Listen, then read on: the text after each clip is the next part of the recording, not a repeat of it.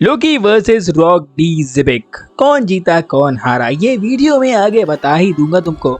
उससे पहले अगर चैनल पर नए हो तो एक लाइक और सब्सक्राइब बटन दबा दो ताकि ऐसे अपडेट्स मिस ना कर सको और ये भेज देना अपने उस मूर्ख प्राणी दोस्त को और कहो कि वन पीस देखे।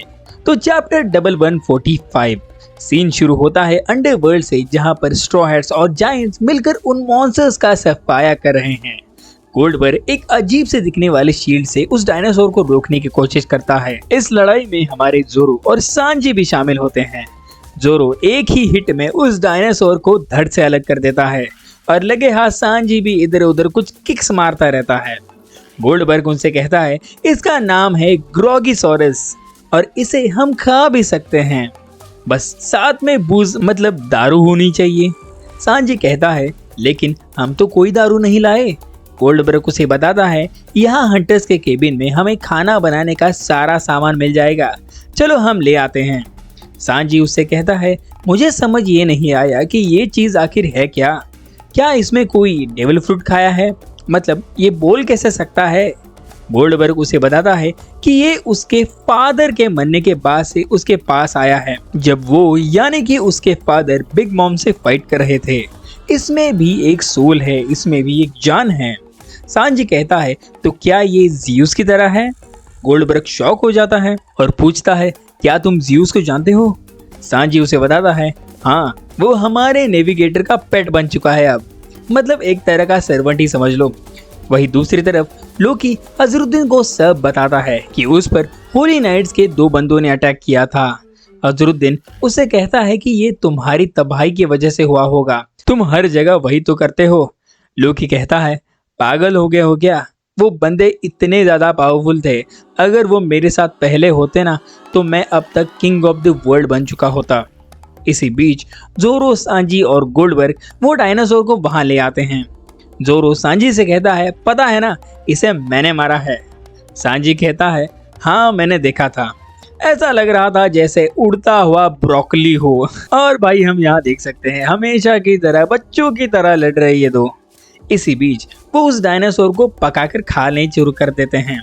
लूफी एक बड़ा मीट का पीस लोकी के पास ले जाता है और कहता है हे लोकी खाओ इसे जल्दी से।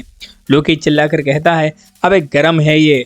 गर्ड लूफी से कहती है कि थोड़ा धीरे से भाई, तुम उसके घाव वापस से खोल दोगे। लोकी लूफी से कहता है कि पागल हो क्या, तुम मुझे मारने की कोशिश तो नहीं कर रहे। लूफी को उसकी आवाज सुनकर पता चलता है कि लोकी की तबीयत धीरे धीरे ठीक हो रही है। लूफी कहता है अरे खाओ यार, जल्दी से खाओ वरना तुम ठीक कैसे होगे। लोकी खाते खाते उसे बताता है ऐसे लेटकर खाने में परेशानी हो रही है मुझे थोड़ा सा ऊपर तो उठाओ। लोकी को खांसते हुए देख लूफी उसके लिए गर्मा गर्म सूप ले आता है। ऐसा शायद पहली बार हुआ है कि लोकी सही में किसी से डर रहा है। वो लूफी से कहता है कि भाई क्या कर रहे हो, वो सूप बहुत ही ज्यादा गर्म है, और गलती से वो लोकी के ऊपर गर्म सूप गिरा देता है। लोकी उसे बताता है बस बहुत हो गया, दूर रहो मुझसे। लूफी उससे माफी मांग लेता है। इसी बीच सांजी कहता है कि भाई इस लोकी ने ऐसा किया क्या है जिसकी वजह से सारे जायंट्स इस पर भड़क गए हैं।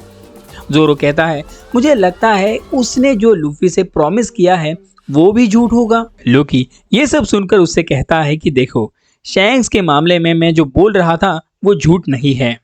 जोरो कहता है अगर ऐसी बात है तो बताओ सच क्या है।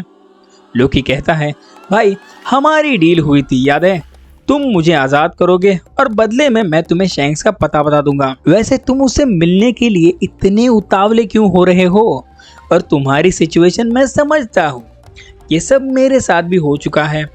लोकी उसे अपने पास के बारे में बताता है कि जब वो छोटा था तब वो भी रॉक डी जिबिक के क्रू में जाना चाहता था, लेकिन उस समय वो छोटा था। जिबिक उसे क्रू में लेने से मना कर देता है।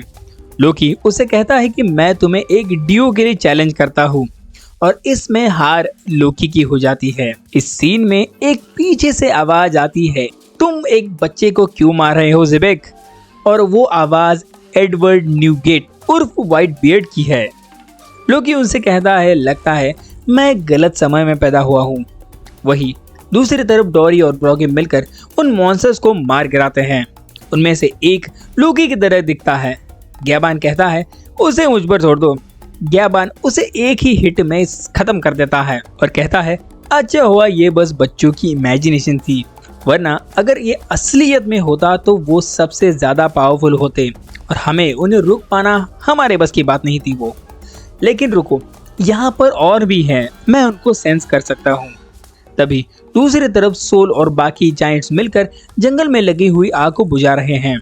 सोल उसे चिल्ला चिल्ला कर कह रहा है जल्दी करो भाई, वो आग बुझाओ, वो बच्चे आग की तरफ जा रहे हैं। उस पानी का उस आग पर कोई भी असर नहीं हो रहा था। वो आग बहुत ही बड़े एरिया में फैल चुकी थी और वैसे ऊपर से गंको, किलिंगम और सोमर्स ये सब देख रहे हैं। सोमर्स गंको से कहता है कि देखो वो बच्चे आग में जलने वाले हैं, क्या इससे वो होश में आ जाएंगे? गंको कहती है वो बच्चे आग के जलने की वजह से होश में तो जरूर आएंगे, लेकिन तब तक बहुत ही देर हो चुकी होगी। वो बच्चे आग में कदम रखने ही वाले होते हैं, तभी अचानक से बीच में अपना जिम भी आ जाता है और क्लाउड्स का सारा पानी उस आग में फेंक देता है और जिसकी वजह से ये सारी आग बुझ जाती है। सोल कहता है वो आग तो बुझ गई, लेकिन बच्चे अभी भी आगे बढ़ रहे हैं।